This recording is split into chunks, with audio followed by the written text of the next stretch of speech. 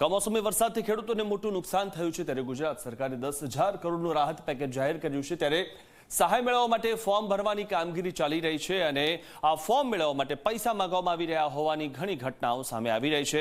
ત્યારે આવી જ એક ઘટના બની છે જૂનાગઢમાં। જી હા, જૂનાગઢમાં આવેલા ચોકી સોરઠ ગામના ફોર્મ ભરવાના પૈસા લેવાતા હોવાની ફરિયાદને પગલે વીસી અને પૂર્વ સરપંચ વચ્ચે મારામારી થઈ। આ સમગ્ર ઘટના સીસીટીવી કેમેરામાં કેદ થઈ છે।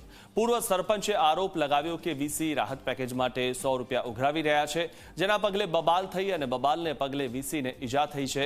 ત્યારે વીસીએ પોલીસ ફરિયાદ નોંધાવી છે તેમજ પૂર્વ સરપંચે પણ ફરિયાદ નોંધાવી છે। સમગ્ર મામલે હાલમાં પોલીસ કાર્યવાહી કરવામાં આવી છે। 23 તારીખે 5 વાગે હું આપણે સહાયના જે ફોર્મ ચાલુ છે ફોર્મ ભરતો હતો।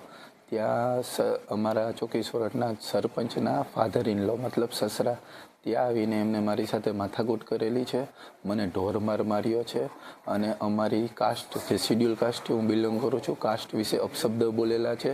એ લોકો મને ત્યાં પાણી બી નથી પીવા દેતા, એમ કહે છે કે તમારા ઘરેથી પાણીની બોટલ લઈ આવી અને એ લોકોએ મને ઢોરમાર મારેલો છે। તેથી મેં જૂનાગઢ તાલુકા પોલીસ સ્ટેશનમાં 100 નંબરની ગાડી બોલાવી અને એમના વિરુદ્ધ કમ્પ્લેન કરેલી છે અને હાલમાં હું જૂનાગઢની સિવિલ હોસ્પિટલમાં સારવાર હેઠળ છું।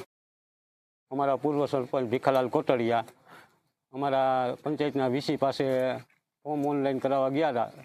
ત્યારે એવું વાત થઈ કે ફોર્મના 100 રૂપિયા તું શા માટે લેશો, એમાંથી આ હંગી બન્યું અને પછી એ લોકો બધા આવી ગયા અને ઝપાઝપી થઈ અને ખોટી એટ્રોસિટીની ફરિયાદ દાખલ કરેલ છે।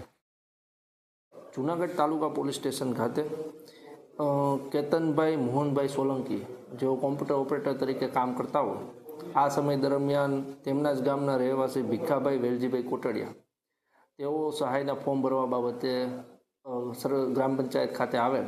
આ સમય દરમિયાન તેઓ બંને વચ્ચે સહાયના ફોર્મ ભરવા બાબતે પૈસા લેતા હોય તેવી રકઝક થતાં બંને ફરિયાદી તથા આરોપીઓ એકબીજાને મારામારી કરેલ અને જે આરોપી ભીખાભાઈ વેલજીભાઈ કોટડિયા છે તેઓએ આ કેતનભાઈને જ્ઞાતિ પ્રત્યે અડધૂત કરતા ફરિયાદ દાખલ કરવામાં આવેલી છે અને સામે પક્ષે ભીખાભાઈ વેલજીભાઈ કોટડિયાએ પણ આ બાબતે રાયોટિંગનો ફરિયાદ આપતા તેઓની પણ ફરિયાદ દાખલ કરવામાં આવેલી છે અને હાલ પોલીસ કાર્યવાહી ચાલુ છે।